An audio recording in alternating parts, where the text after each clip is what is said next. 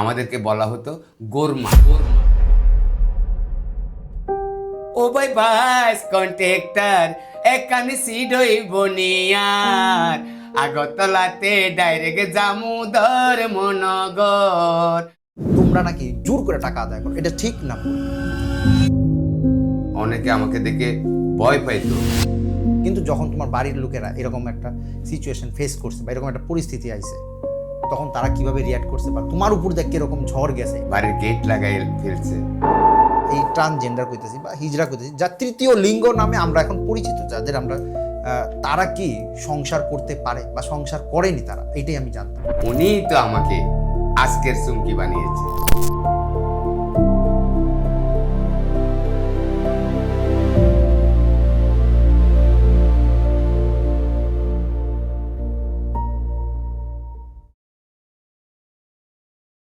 তো রাধে রাধে ভাইরা, আশা করি সবাই ভালো আছেন। আজকে আমরা নিয়ে আসছি আমাদের মাঝে এমন একজন মানুষ যিনি 90-এর দশকের সেরা একজন গায়ক ছিলেন, যারা আমরা অনেক অনুষ্ঠানে, অনেক জায়গায়, অনেক মিউজিক ভিডিওতে আমরা দেখছি, বিশেষ করে আপনাদের শৈশবে।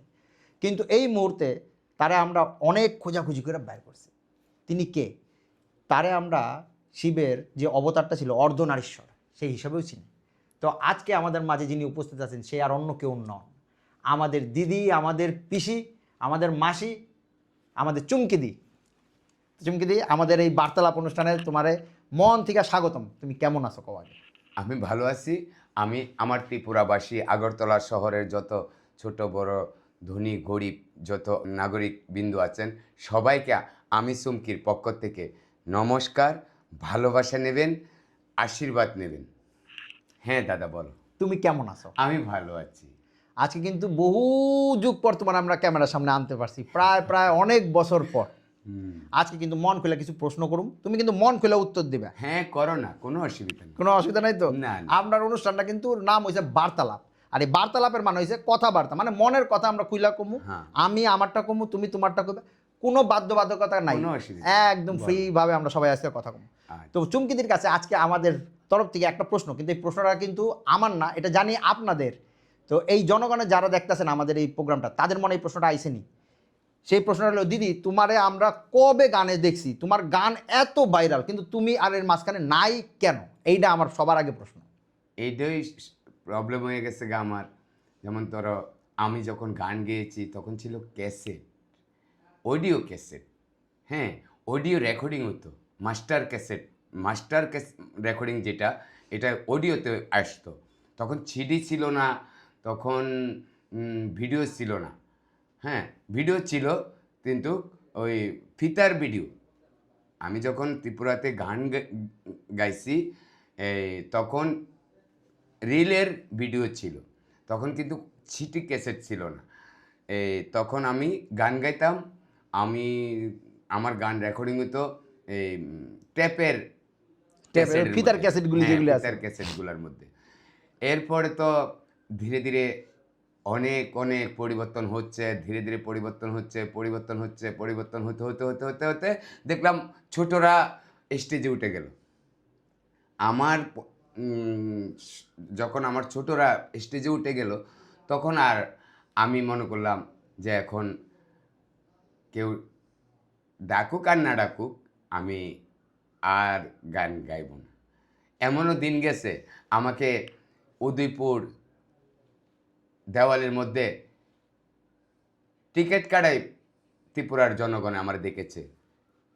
হ্যাঁ, দেওয়ালির মধ্যে উদয়পুরে এই তো সেই চুমকি নাম দিয়েছে, এই তো সেই চুমকি, আমাকে দেখার জন্য টিকিটও কাটাইছে। তো এতদিন তুমি কেমনে অবসর রইলা? তোমার ক্যামেরার সামনে কেউ ডাকছে না? হ্যাঁ ডেকেছে, অনেক ক্যামেরা ডাকে, অনেক চ্যানেলে ডাকে, ডাইকা বলে যে আমরা আগের চুমকিকে চাই। তা আমিও তো বলি যে হ্যাঁ আমি আগের চুমকি হতে চাই, কেন নয়? আমার কি কণ্ঠের সুর হয় না? আমি কি গাইতে পারি না? আমি গাইতে পারি কি না পারি, আজকে তোমরা যখন ডেকেছ তোমাদের ক্যামেরার মধ্যে আমি দেখিয়ে দেব। হ্যাঁ, আচ্ছা, আমরা তো এইটাই শুনতে চাইতেছি দিদির কাছ থেকে। দিদি, গানের জগতে তোমার অনেক নাম আছিল, অনেকগুলি গান আমরা ছোটোবেলায় শুনছি, তার মধ্যে থেকে একটা গান আমার খুব প্রিয়, সেটা হচ্ছে বাস কন্ট্রাক্টর। এইটা আমি আগে 2 লাইন শুনে লই, তারপর বাকি প্রশ্নগুলি করো। 2 লাইন তুমি আমার গায়ে শোনাইবা কিন্তু। আচ্ছা, এখনই শোনাও। আমি এখনই শোনাচ্ছি। এখনই শোনাও। নমস্কার, আমি আমার পুরনো গানটা গাচ্ছি। 2001 সালে এটা রেকর্ডিং হয়েছিল, আর এটা রেকর্ডিং করেছিল দুলাল চৌধুরী। মডেস্টেন দোকান ছিল পূর্ব থানার পাশে, আমি ওখানে আমার অ্যাড্রেস ছিল, ওখানে আমি ওনার আন্ডারে আমি গান গাইতাম ক্যাসেটের। উনি আমাকে অনেক দয়া করেছে। আমি জানো তো আমি হিজরা চুমকি, এই পরিচয় আমাকে সবাই চিনে। ধনী থেকে গরিবপন্থী, গলি থেকে রাজপন্থী, আমাকে সবাই চিনে। তাহলে আমার ভাষায়, আমার গানে ভুল ত্রুটি হলে আপনাদের সন্তান হিসেবে, কারোর মা হিসেবে, কারোর ঠাকুরমার হিসেবে আমাকে ক্ষমা করে দেবেন। ও ভাই বাস কন্ট্রাক্টর, একখান সিডুই বনিয়ার। ও ভাই বাস কন্ট্রাক্টর, একখান সিডুই বনিয়ার। আগরতলাতে ডাইরেক্ট জামুদর মনগর, আগরতলাতে ডাইরেক্ট জামুদর মনগর। ওরে বাস কন্ট্রাক্টর, একখান সিডুই বনিয়ার। আগরতলাতে ডাইরেক্ট জামুদর মনগর, আগরতলাতে ডাইরেক্ট জামুদর মনগর। ও ভাই বাস কন্ট্রাক্টর, এখানে সিডই বনিয়ার। আগরতলাতে ডাইরেক্ট জামুদর মনগর, আগরতলাতে ডাইরেক্ট জামুদর মনগর। গাড়ির সিট খালি নাই, তোয়ারে কেমনে বুয়াই। জিরেনালো থেকে যাওন পড়িব তিয়াই তিয়াই, জিরেনালো থেকে যাওন পড়িব তিয়াই তিয়াই। ও ভাই বাস কন্ট্রাক্টর, এখানে সিডই বনিয়ার। আগরতলাতে ডাইরেক্ট জামু দর মনগর, আগরতলাতে ডাইরেক্ট জামু দর মনগর। গাড়ির সিট খালি নাই, তোয়ারে কেমনে বুয়াই। জিরাইনালো থেকে যাওন পড়িব তিয়াই তিয়াই, জিরাইনালো থেকে যাওন পড়িব তিয়াই তিয়াই। পুরুষ বেগুন বই রয়েছে মায়ার সিডে যায়, আই বলে যাইতাম মোবাইল তিয়াই তিয়াই। পুরুষ বেগুন বই রয়েছে লেডি সিডে যায়, আই বলে যাইতাম মোবাইল তিয়াই তিয়াই। বেড়ার আউশ মন্দ নয়, বেড়া রসের কথা কয়, বেড়ার আউশ মন্দ নয়, বেড়া প্রেমের কথা কয়। আগরতলাতে ডাইরেক্ট জামু দর মনগর, আগরতলাতে ডাইরেক্ট জামু দর মনগর। ও ভাই বাস কন্ট্রাক্টর, এখানে সিডই বনিয়ার। আগরতলাতে ডাইরেক্ট জামু দর মনগর, আগরতলাতে ডাইরেক্ট জামু দর মনগর। পিছে সিডে খালি আছে বইও গই যায়, কোনো কিছুর দরকার হইলে ডাকি কইও তাই। পিছে সিডে খালি আছে বইও গই যায়, কোনো কিছুর দরকার হইলে ডাকি কইও তাই। যতক্ষণ নাই গাড়ি তাই তোমার কোনো চিন্তা নাই, যতক্ষণ নাই গাড়ি তাই তোমার কোনো চিন্তা নাই। আগরতলাতে ডাইরেক্ট যাইম দর মনগর, আগরতলাতে ডাইরেক্ট জামু দর মনগর। ফুল পারতে আসার খাইব পিসের সিডে বইলে, কাগজিলে মু কন্ডে পামু আর ভূমি হইলে। ফুল পারতে আসার খাইব পিসের সিডে বইলে, কাগজিলে মু কন্ডে পামু আর ভূমি হইলে। যখন নাই গাড়ি তাই তোমার কোনো চিন্তা নাই, যতক্ষণ নাই গাড়ি তাই তোমার কোনো চিন্তা নাই। আগরতলাতে ডাইরেক্ট জামু দর মনগর, আগরতলাতে ডাইরেক্ট জামু দর মনগর, আগরতলাতে ডাইরেক্ট জামু দর মনগর। ও ভাই বাস কন্ট্রাক্টর, এখানে সিডই বনিয়ার। আগরতলাতে ডাইরেক্ট জামু দর মনগর, আগরতলাতে ডাইরেক্ট জামু দর মনগর, আগরতলাতে ডাইরেক্ট জামু দর মনগর। গানটা শুনে কিছুক্ষণ সময়ের জন্য আমার মনে হয়েছে আমি শৈশবে ফিরে গেছি। ওই সময়টা, যে সময়টা চুমকিদিরা দেখে মনটা খুশ হয়ে যেত। শুধু আমার না, চুমকিদির মুখে তাকাইলে চুমকিদির মুখে সবসময় একটা হাসি দেখা যায়। আমি জানি আমাদের যারা দর্শক যারা দেখতেছেন তাদের মাইন্ডেও আছে যে এই হাসির পিছনে লুকানো কিছু গল্প তো থাকে প্রত্যেকটা মানুষের, যে গল্পগুলি আমাদের বিভিন্নভাবে নাড়া দেয়। এই গল্পগুলি কিন্তু সচরাচর সবার সামনে সবাই আমরা উন্মোচন করি না। তবে আজকে আমরা আমাদের এই বার্তালাপ প্রোগ্রামের মাধ্যমে বা অনুষ্ঠানের মাধ্যমে আজকে চুমকিদির কিছু পার্সোনাল, খুব নিজস্ব কিছু প্রশ্ন আমরা আজকে করব। চুমকিদি, তুমি তৈরি তো? হ্যাঁ, আমি রেডি। চুমকিদি, প্রথম একটা প্রশ্ন, তোমার শৈশব কেমন গেছে? বা শৈশবে তোমার যখন ধরো আমাদের পিতা মাতারা সবাই একটা এক্সপেকটেশন বা থাকে একটা আশা যে আমার ছেলে আমার মেয়ে এরকম হইব এরকম হইব, কিন্তু যখন তোমার বাড়ির লোকেরা এরকম একটা সিচুয়েশন ফেস করছে বা এরকম একটা পরিস্থিতি আইছে, তখন তারা কিভাবে রিয়াক্ট করছে বা তোমার উপর দিয়ে কীরকম ঝড় গেছে, এটা আর কি যদি আমাদের কাছে কইতে। এটা বলতে গেলে আমি চলে যেতে হবে আমার 11 বছরের লাইফ। আমি যখন জন্মের পরে 11 বছর পূর্ণ হলো, ওই 11 বছরের বয়সের জায়গাতে আমার যেতে হবে। বাবা ছিল গরিব, গরিব বলতে কৃষক, দিনমজুর। খানওয়ালা ছিলাম 7-8 জন। বাবা একার কামাই।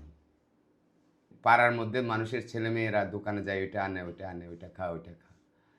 আমার ভাগ্যে জুটতো না। কেন জুটতো না? আমার পকেটে পয়সা ছিল না। দ্বিতীয়ত, আমি যে এমন, আমি স্কুলে গেলে স্কুলে যেতাম, মা মা আমি স্কুলে যাব। মাও কইতো বাবা স্কুলে যাও। ভাইয়েরা আবার দেখতে পারতো না। 3 ভাই, 3 ভাই। এখন ভাইদের পরিচয় আমি দেব না, কেননা ভাইরা আমাকে পরিচয় দিচ্ছে না, ছোটোবেলাও দিচ্ছে না। আজকে আমি 50-60 বছর বয়স চলছে, আমাকে এখনও ভাইয়েরা আমাকে দেখতে পারে না। একটা বোন আছে, ওর কাছে একটু মাঝে মাঝে যাওয়া আসা করি। এই আমার লাইফ।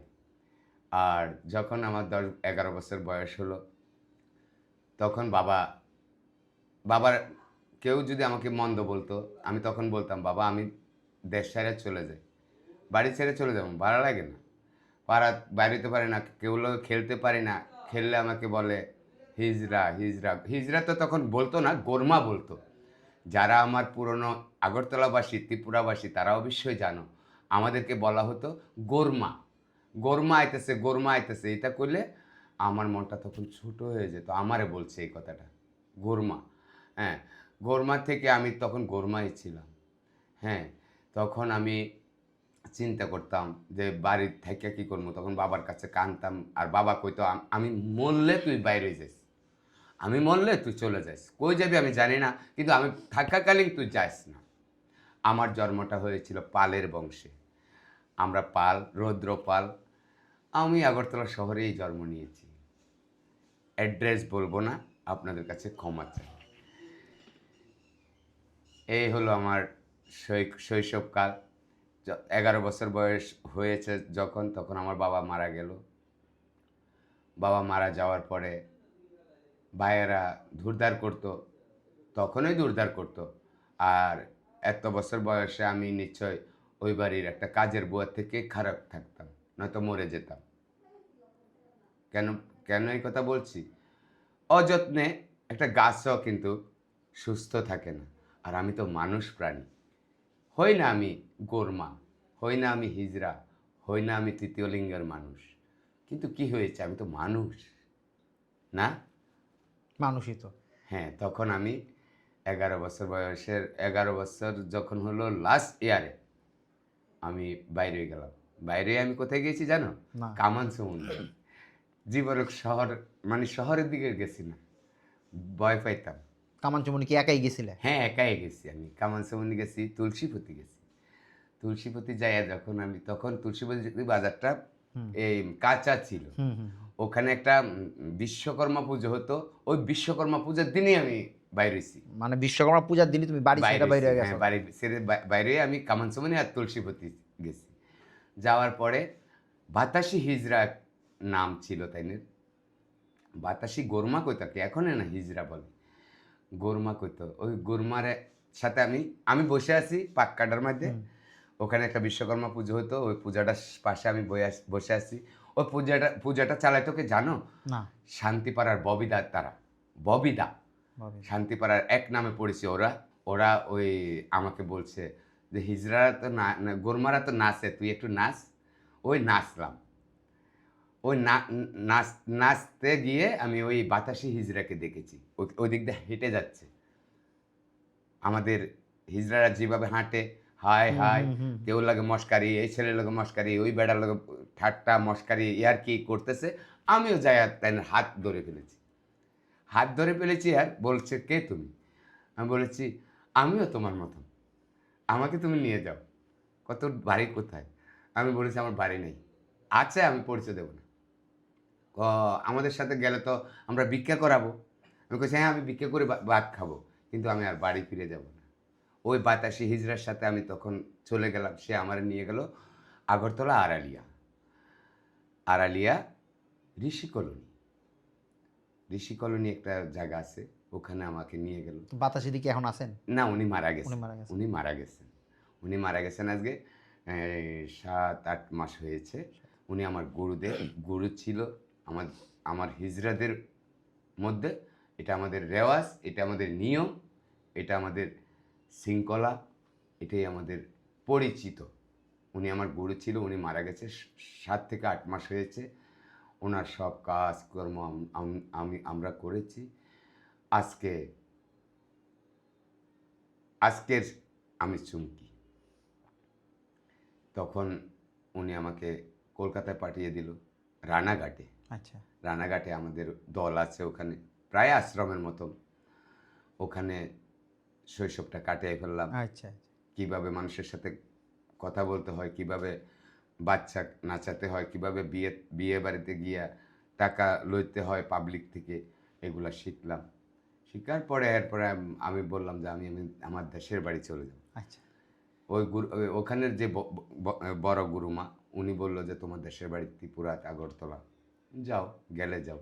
তখন আমার 18 বছর বয়স হয়ে গেছে। তাহলে 11 বছর থেকে 18 বছর অবধি তুমি রানাঘাটেই কাটাইছো। তো ওখানে 7 বছর ছিলে। তো 18 বছর বয়সে যখন তুমি আগরতলা আসলে, তো আগরতলা তো অনেক পরিবর্তন আমার হয়ে গেছে। গুরুমার কাছে আইছি, বাতাসি হিজড়ার কাছে আইছি। ওনার কাছে আইসে আমি, তখন ট্রেন ছিল না, হ্যাঁ। আগরতলা ট্রেন ছিল না, নাইট সুপার ছিল। হ্যাঁ হ্যাঁ। হ্যাঁ, সাগর ট্রাইভেলস গুয়াহাটি থেকে গুয়াহাটি থেকে বাস। আমি ওইগুলো মনে আছে, ওইগুলো সেমে চলে আসলাম। আসার পরে এই যে চললো আমার, নাই ঠিকানা, নাই অ্যাড্রেস, নাই আমার পরিচয় একটাই, আমি হিজড়া চুমকি।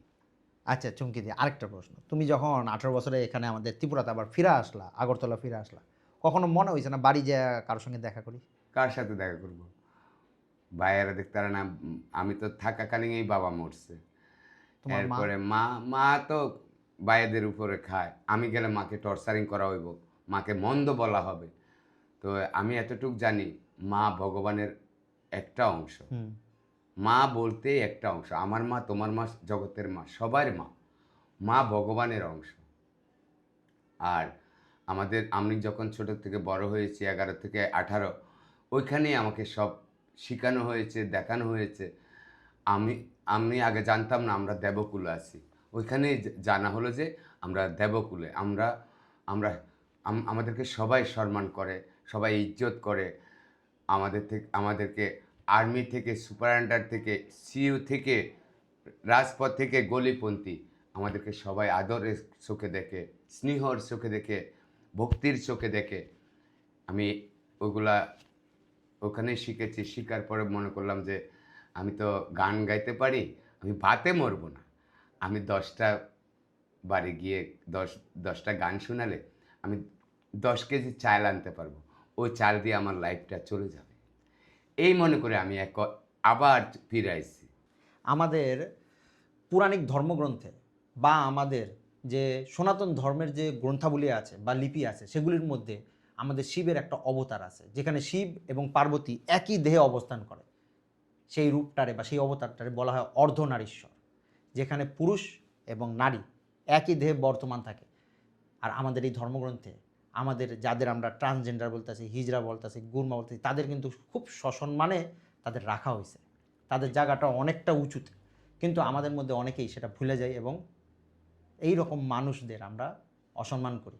আমি জানি দিদিরও কোনো না কোনো জায়গায় অসম্মান করা হয়েছে, কিন্তু আজকে কিন্তু আমি সবগুলি জানতে চাই। হ্যাঁ, আমাকে অনেকেই, আমি যখন আগরতলায় ফিরে আইছি, তখন অনেক বাড়িতে বাচ্চার কান্না থামিয়ে ফেলেছে, বাড়ির গেট লাগাই ফেলছে যে গুরমা আসছে গুরমা আসছে। এক বাড়ির সামনে গেলে 50 বাড়ির দরজা লাগাইতো। হ্যাঁ, ওই সময়গুলো আমি দেখেছি, ওইগুলো আমি পার করে এসেছি, আমি জানি। আর ওই যে বললে না ধর্ম সম্বন্ধে, কি আর বলবো, এখনের জেনারেশন জানে কি না জানি না, কিন্তু শুরু থেকে, পৃথিবীর শুরু থেকে, সনাতন ধর্ম শুরু থেকে কি সৃষ্টি হয়েছিল, কাকে মানে? গীতাকে মানে তো। গীতা দিয়েই তো ধর্ম না। যে গীতাকে আমরা মানি, যে গীতাকে সনাতনীরা মানে, সেই গীতার মধ্যে লেখা আছে আয়ন ঘোষ। এখনের জেনারেশন জানে কিনা জানি না, আগের জেনারেশন জানে, ব্রাহ্মণ জানে। আয়ন ঘোষের যে জীবনী, আয়ন ঘোষের যে লাইফ, আয়ন ঘোষ কী ছিল? আয়ন ঘোষ ছিল নবনসুখ। নবনসুখ মানে গোর্মা, গোর্মা মানে বিহরনলা। গীতার আমল থেকে আমরা ছিলাম বিহরনলা, ওখানে আমরা বিহরনলা পরিচিত আছি। গীতা থেকে মহাভারত, মহাভারতে ছিলাম শ্রীখণ্ডী রূপে। নিশ্চয় তোমরা এইটা জানো, মহাভারতের কাহিনীটা জানো। মহাভারতের যখন আমাদেরকে তুলে ধরলো, তখন আমরা ছিলাম শ্রীখণ্ডী। গঙ্গাপুত্র ভীষ্ম পৃথিবী প্রলয় করবে। কৃষ্ণ বলো, নারায়ণ বলো, মহাদেব বলো, ব্রহ্মা বলো, কোনো দেবদেবী বধ করতে পারবে না। ইচ্ছা ওখানে মৃত্যু আসলো। ওখানে শুধু আমাদেরকে আগুনের যজ্ঞ থেকে সৃষ্টি করা হয়েছে পৃথিবীকে বাঁচানোর জন্য। পৃথিবী প্রলয় থেকে বাঁচানোর জন্য আমাদেরকে শিখণ্ডী রূপে জন্ম নেওয়া হয়েছে। সেই শিখণ্ডীর দল, সেই শ্রীখণ্ডীর রূপ আমরা হিজড়ারা, আজকের তৃতীয় লিঙ্গের মানুষরা জানি। আমিও জানি, দেশবাসীও জানে, পৃথিবীবাসীও জানে যে আমরা কি, কোথায়, কি ছিলাম, কি হব। দিদির কাছে আমার আরেকটা প্রশ্ন আছে। এই প্রশ্নটা একটু তোমার পার্সোনাল, কিন্তু তোমার কাছ থেকে জানতে গেলে ইচ্ছা করতেছে, কারণ আমি না শুধু, আমাদের যারা দর্শকরা আছে, দর্শকদেরও এই প্রশ্নটা আছে যে আমরা অনেক সময় এই ট্রান্সজেন্ডার বা ধরো হিজড়া বা এই সম্প্রদায়ের সঙ্গে আমরা অনেকটা দূরত্ব থাকে। সবাই কিন্তু সবটা জানে না হ্যাঁ। দেখেই কিন্তু আমাদের মধ্যে ভয় ভীতি বা অনেক রকম প্রশ্ন থাকে। ধরো কোনো জিনিসটা আমরা জানি, তাহলে তো জানি, কিন্তু যেটা জানি না সেটা সম্পর্কে ভুল ভ্রান্তি, ভুল ভুল ভুল পুরাটাই ভুল।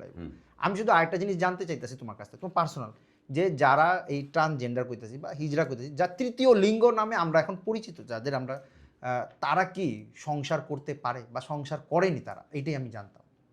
হ্যাঁ, এটা একটা ভালো প্রশ্ন। যেমন ধরো, আমার সারা আগরতলাবাসী জানতো আমি ছেলেদের ড্রেসে চলতাম, প্যান্ট শার্ট পরতাম, বাইক চালাতাম, বাইসাইকেল চালাতাম, আমি অল গাড়ি চালাতে পারি, তা আমি চালাতাম। এরপরে ভালো লাগতো, প্যান্ট শার্ট পরলে ভালো লাগতো, জিন্স পরলে ভালো লাগতো, এখন যে শাড়ি পরি তাও ভালো লাগে। ভালো লাগে, আমি নিশ্চয়ই শাড়িটাকে ভালোবাসি দেখে ভালো লাগে। তা আমি তো তোমাকেও ভালোবাসতে পারি, আমি তো সারা আগরতলার ইয়ং যুবককেও ভালোবাসতে পারি। আমি যে জায়গায় ভালোবাসতে পারি, নিশ্চয় আমার পিছনে যারা আছে, সামনে যারা আছে, বড় যারা আছে, ছোট যারা আছে, তারাও তো অবশ্যই আমার মতন ভালোবাসতে পারে। ভালোবাসা মন থেকে হয়, ভালোবাসার চোখ থেকে হয়, দেখে ভালোবাসতে হয়। ভালোবাসা আছে তো, আমাদের মধ্যেও ভালোবাসা আছে, তবে আমাদেরকে নিয়ে সংসার করা যায় না। কেননা আমরা হিজড়ারা, তৃতীয় লিঙ্গের মানুষরা, বিহরনালারা কখনো বাচ্চা দিতে পারবো না, সন্তানের মা হতে পারবো না, সন্তানের বাবা হতে পারবো না, কিন্তু ভালোবাসতে পারবো। রান্না করে যখন ভাত খেতে পারি, একটা মানুষকে ভালোবাসতে পারবো না কেন? পারি, বলো। তো চুমকিদের লাইফে বা জীবনে কখনো আসছে এরকম মানুষ? আসছিল, আসবে না কেন? আচ্ছা। আমার সারাক্ষণ আমার আড্ডা ছিল আগরতলা শহরে, ওই যে শকুন্তলা রোড, সূর্য সমনি, হ্যাঁ, ওইদিকে রাজবাড়ির গেটে, ওইদিকের আমার ভাই বন্ধু সবাই আমাকে খুব আদর করতো। ওরা আদর করতো মানে তো ওইটা ভালোবাসা না। ওদেরকে ছুতে পেতাম, ধরতে পারতাম, ওরাও আমাকে ছুঁতো, ওরাও আমাকে ধরতো, মাঝে মাঝে একটু আনন্দ ফুর্তিও করতাম না কেন? আমরা হিজড়ারাও ভালোবাসা জানি। চুমকিদির সবচেয়ে আরেকটা পার্সোনাল প্রশ্ন, সেটা হচ্ছে চুমকিদি, তোমার খাইতে কি বেশি ভালো লাগে? আসলে কি ছোটোবেলার কথা বলবো কিনা জানি না। ছোটোবেলা আমি যেমন ধরো টমেটো খাইতাম না, হ্যাঁ, ডিম আমলেট আমার প্রিয় ছিল, কচু শাক আমার প্রিয় ছিল। যেমন ধরো আমি যে স্যার আমার যে স্যার আমাকে আমি অন্য কাউকে আনবো না, আমাকে আমি ছিলাম একটা হিজড়া, রাস্তাতে থাকতাম, গলিতে থাকতাম, অনেকে আমাকে দেখে ভয় পাইতো, ডরাইতো, বাড়ির গেট লাগাইতো। ওই ভয়গুলা, ওই বাড়ির গেট লাগানো বন্ধগুলা, ওগুলা করেছে কে জানো? প্রণব সাহা। ওই ব্যক্তিটার নাম হলো প্রণব সাহা। ওনার বাড়িটা কোথায় জানো? আশ্রম সমনি শতদল ক্লাবের পাশে। উনি আমাকে একদিন অফার দিয়েছে অন্য একটা মানুষের মারফতে। সে বলেছে, চুমকি তুমি নাটক করবে, রবীন্দ্রভবন তোমাকে নাটক করাবো, তুমি নাটক করবে? আমি বলেছি হ্যাঁ আমি নাটক করব, তো কেন করব না, করব। কিভাবে করব, কি করে করব? ওই প্রণব স্যারে আমাকে বলেছে যে আমি করাবো, তুমি 1 মাস আমার বাড়িতে এসে ট্রেনিং দিবে, রেক্সেল দিবে। ওনার মেলার মাঠ রেক্সেলের একটা অফিস আছে, উনি আবৃত্তির মাস্টার, উনি আকাশবাণী দূরদর্শনে চাকরি করে।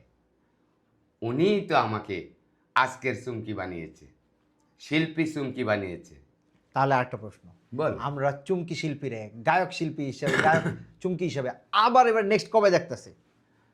যখন আপনাদের চ্যানেল আমাকে ডাকবে, যখন আপনারা ডাকবেন, যখন আমার সারা ত্রিপুরাবাসীর ডাক শুনবো, যখন আমার সারা আগরতলাবাসীর মন জয় করতে পারবো, যখন আমার সারা আগরতলার জনগণ আমাকে বলবে, আপনাদেরকে বলবে তোমাদের চ্যানেলে আবার চুমকিকে আনো, আমি অবশ্যই আসবো। আমি হাজারো কাজ থাকলেও আসবো, আমি হাঁটতে না পারলে গাড়ি দিয়ে আসবো। কিন্তু দিদি তোমার একটা অভিযোগও কিন্তু আছে, এগুলো তো একটা পার্ট, কিন্তু এই পার্টের মধ্যে আরেকটা অভিযোগ আছে যে অনেকে বলে যে ধরো তোমরা কারো বিয়েতে যাও বা কারো অন্নপ্রাশনে যাও বা বাচ্চা জন্ম হওয়ার পর যাও, অনেকের কমপ্লেন থাকে যে তোমরা নাকি জোর করে টাকা আদায় করো, এটা ঠিক না ভুল? দাঁড়ান, আমরা এমনি এমনি যাই না, কোনো না কোনো স্যার আছে, কোনো না কোনো সায়েন্স আছে, কোনো না কোনো গীতা মহাভারতে লেখা আছে।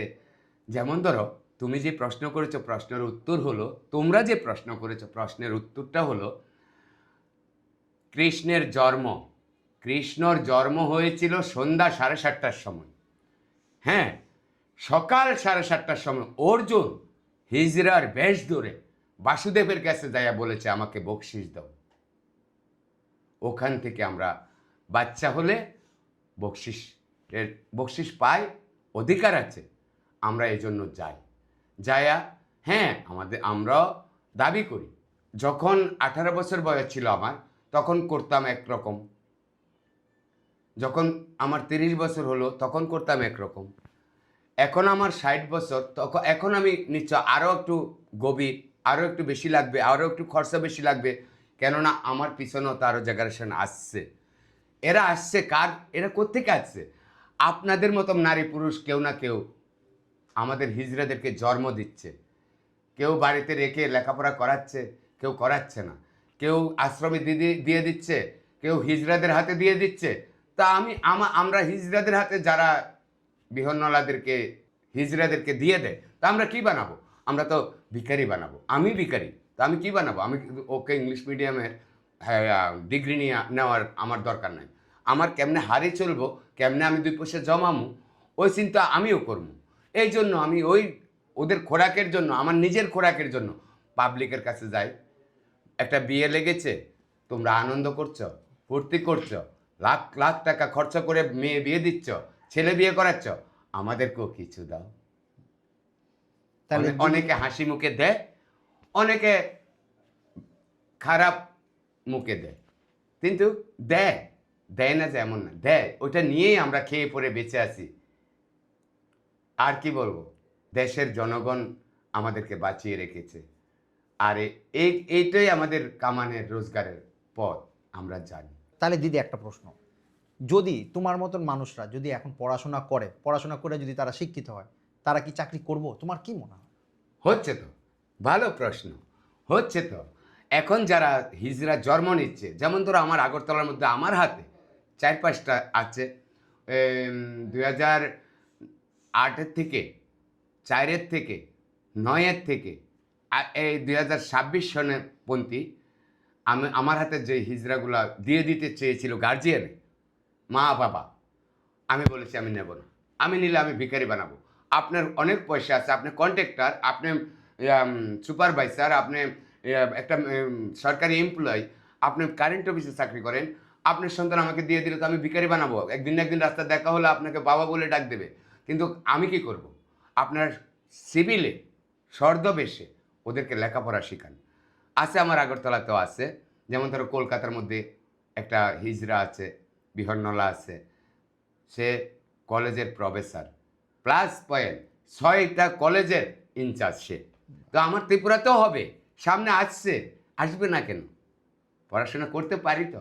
মহাভারত থেকে শুরু করে আমাদের কলিযুগ অবধি আমাদের এই অর্ধনারীশ্বর রূপে যারা অবস্থান করছেন আমাদের সমাজে, তারা বর্তমান, তাদের অস্তিত্ব আমরা অস্বীকার করতে পারবো না, কিন্তু তাদেরকে আমরা একটা পথ দেখাইতে পারবো।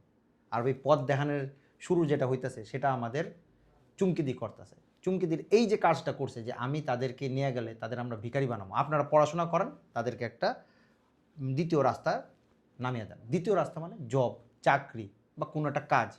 কারণ পড়াশোনাই এমন একটা মাধ্যম যার মাধ্যমে আমরা আমাদের কর্মদক্ষতাকে আরও বাড়াতে পারি। দিদিরে আর আমি এখন কিছু কইতাছি না। আপনাদের যে আদর, মোহাব্বত, ভালোবাসা আমার সারা ত্রিপুরাবাসী আমাকে দেয়, আমি জানি আমাকে ভালোবাসে। তার মধ্যেখানে আমার যে হিজড়া জাতি ভাইয়েরা আছে, বোনেরা আছে, আমার যে তৃতীয় লিঙ্গের মানুষরা আছে, আমি তাদের উদ্দেশ্য বলতে চাই, আমার আজকের অনুষ্ঠানে আমার ভাষায় ব্যবহারে যদি আমার কোনো জায়গায় ভুল হয়, আপনাদের সহজাতি, আপনাদের জাতিবাহী হিসেবে আমাকে ক্ষমার চোখে দেখবেন। তো আজকে আমরা আমাদের চুমকিদির কাছ থেকে অনেক কিছু জানলাম, অনেক কিছু শিখলাম, অনেক কিছু শুনলাম। এই প্রশ্নগুলি ছাড়াও যদি কারো মনে, আমাদের দর্শক শ্রোতা যারাই আছেন, ভাই বন্ধু, কোনো যদি প্রশ্ন থাকে, তারা আমারে এই ভিডিওর মধ্যে কমেন্ট বক্সে যায় কমেন্টগুলি করে রাখেন, প্রশ্নগুলি করে রাখেন। আমরা নেক্সট আরেকদিন আমরা আমাদের দিদিরা আনুম এবং সেই সব প্রশ্নগুলির উত্তর আমরা দিমু। আর চুমকিদির জন্য আমাদের তরফ থেকে একটা উপহার আছে। চুমকিদির উপহারটা কি? চুমকিদির উপহারটা হচ্ছে চুমকিদির একটা গান আমরা সৌম্যের চ্যানেল ZB এন্টারটেনমেন্টের থেকে আমরা প্রডিউস করুন। চুমকি দিয়ে এটা কিন্তু আমাদের তরফ থেকে তোমার একটা উপহার স্বরূপ কইতে পারো যে আমরা চাইতেছি 90-এর যেই চুমকি ছিল সেটা আমাদের ZB এন্টারটেনমেন্টের থেকে তুমি আর তোমার একটা গান আমরা রিলিজ করুন। আমি খুশি, ধন্যবাদ। তো আজকে আমাদের তরফ থেকে যতটুকু পারছি প্রশ্ন করছি। আপনাদের মনে যদি কোনো প্রশ্ন থাকে আমাদের কমেন্ট বক্সে করে রাখেন। আমরা নেক্সট যখন আমরা আবার দিদিকে আনবো, দিদির কাছে ওই প্রশ্নগুলোর উত্তর আমরা জেনে নেব। তো সবাই ভালো থাকো, সুস্থ থাকো, রাধে রাধে, নমস্কার।